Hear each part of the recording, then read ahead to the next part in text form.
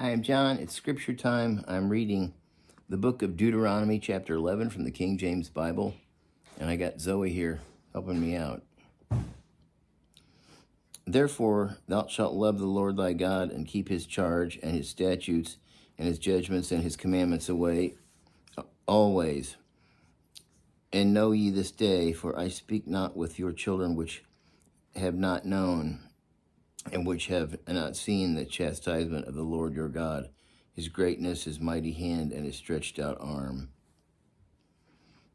and his miracles and his acts, which he did in the midst of Egypt, unto Pharaoh, the king of Egypt, and to all his land, and what he did unto the army of Egypt, unto their horses and unto their chariots, how he made the water of the Red Sea to overflow them as they pursued after you, and how the Lord hath destroyed them unto this day. And what he did unto you in the wilderness until you came into this place, and what he did unto Dothan and Abiram, the sons of Eliab, the son of Reuben, how the earth opened her mouth and swallowed them up, and their households and their tents, and all the substance that was in their possession in the midst of all Israel. But your eyes have seen all the great acts of the Lord which he did. Therefore shall ye keep all the commandments which I command you this day, that ye may be strong, and go in and possess the land whither ye go to possess it, and that ye may prolong your days in the land which the Lord swore unto your fathers to give unto them and to their seed, a land that flows with milk and honey. For the land whether you goest in to possess it or not, as the land is not as the land of Egypt, from whence ye came out, where thou sowest thy seed and waterest it with thy foot, as a garden of herbs. But the land whither ye go to possess it is the land of hills and valleys, and drinketh water of the rain of heaven, a land which the Lord thy God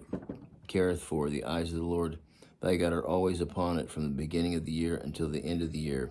And it shall come to pass, if ye shall hearken diligently to my commandments, which I command you this day, to love the Lord your God, and to serve him with all your heart and with all your soul, that I will give you the rain in your land in its due season, and the first rain and the latter rain, that thou mayest gather in thy corn, and thy wine, and thine oil. And I will send grass in my fields for thy cattle, and thou mayest eat and be full. Take heed to yourselves, that your heart be not deceived, and ye turn aside and serve other gods and worship them. And then the Lord's wrath be kindled against you, and he shut up the heavens, that there be no rain, and the land yield not her fruit, and lest ye perish quickly from off the good land which the Lord giveth you. Therefore shall ye lay up these my words in your heart and in your soul, bind them for a sign upon your hand, that they may be as frontlets between your eyes.